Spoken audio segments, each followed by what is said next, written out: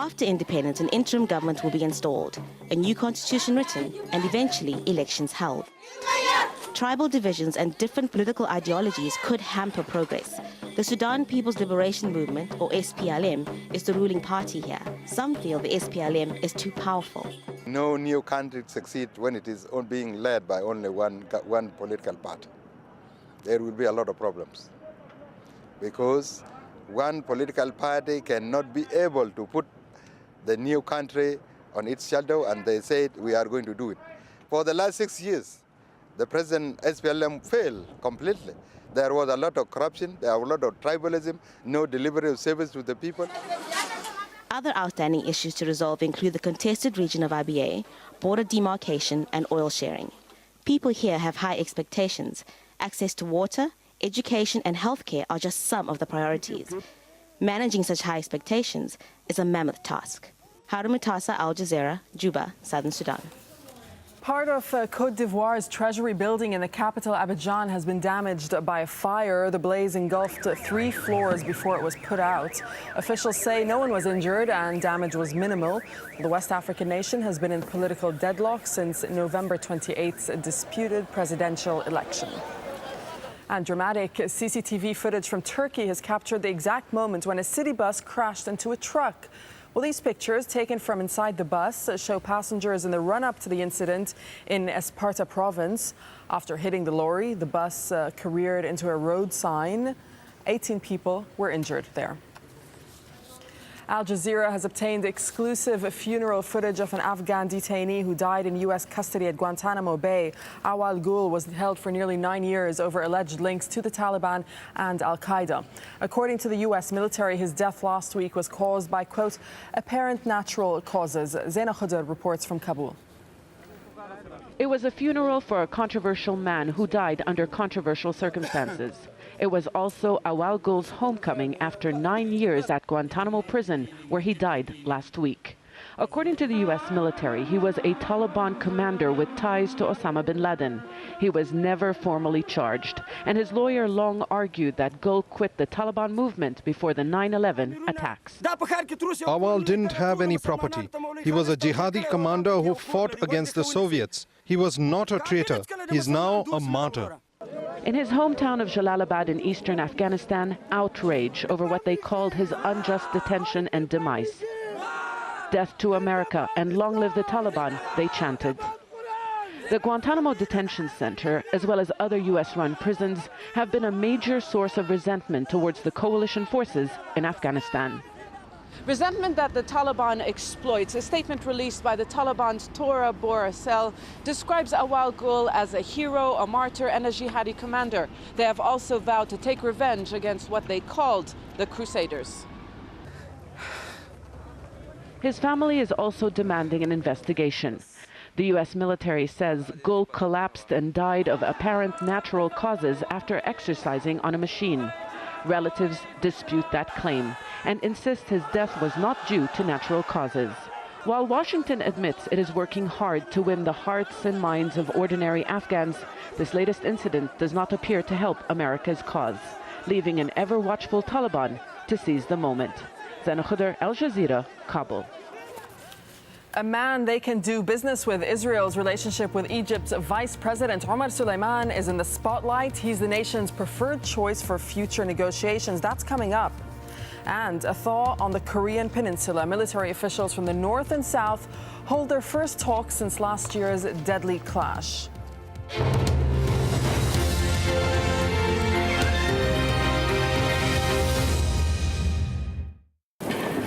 As the rain pours over Johannesburg, we'll keep your spirits up. Hello once again, welcome to another look at the international forecast. We've got some cloud on our forecast across parts of the Arabian Peninsula and indeed a little bit of rain. That's pulling away from the Gulf. We should see brighter skies coming in as we go on through the next couple of days. 23 Celsius there for Qatar, Doha with a top temperature of 23 then.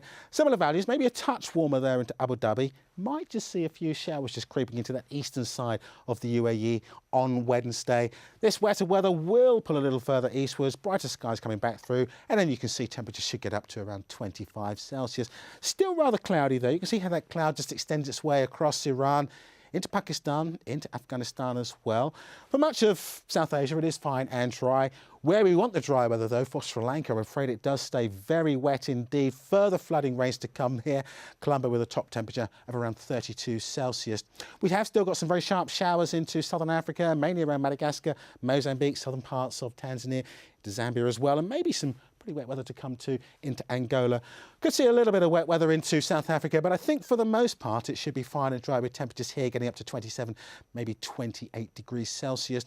For South America, more very heavy rain to come for Uruguay. Qatar Airways, world's 5-star airline. It is in the details. A look. A connection. The moments that reveal the truth. Award-winning documentaries from critically acclaimed filmmakers. Witness documentaries to open your eyes. At this time on Al Jazeera.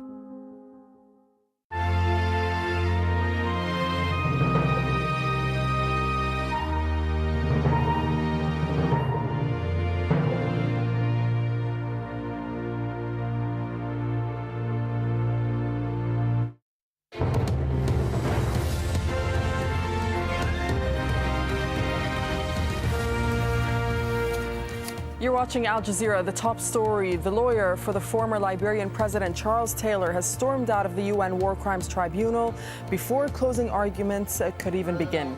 Taylor faces 11 charges of war crimes and crimes against humanity.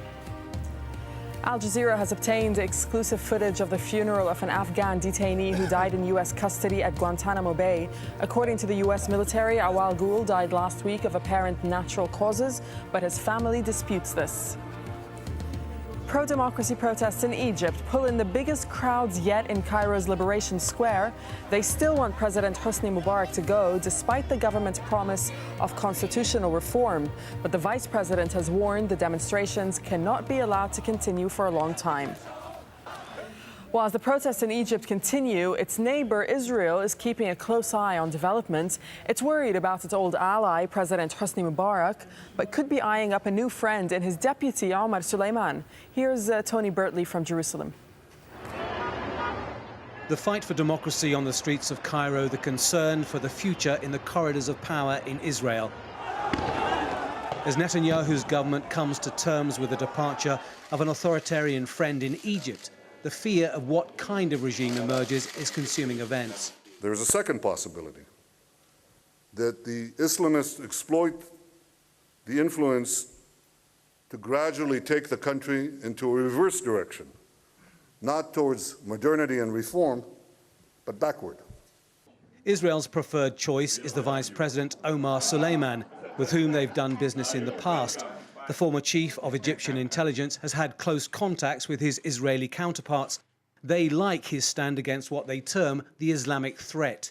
Omar Suleiman appears from an Israeli perspective to be the best chance for Israel to still be able to have a neighbor to its south, which is led by a government that believes in the peace treaty with Israel, believes that it is a strategic asset for Egypt, like Israel believes that it's a strategic asset for Israel. That's not something Egypt's rank and file will warm to, especially after revelations by WikiLeaks. Documents taken from US embassies reportedly show that Suleiman demonized Egypt's Muslim Brotherhood and accused them of spawning armed extremists. The organization has always claimed to follow the path of peace, but now Suleiman is attempting a dialogue.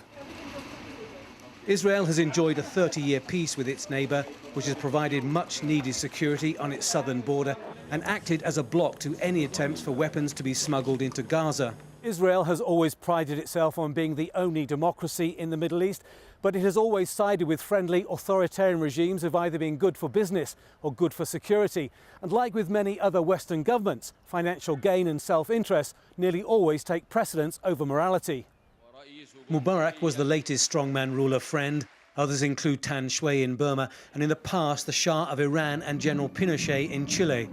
Israel has long made money from selling weapons to authoritarian regimes and unsavory governments. That doesn't seem to worry the majority of the Israeli public, who believe security is the most important factor governing their lives.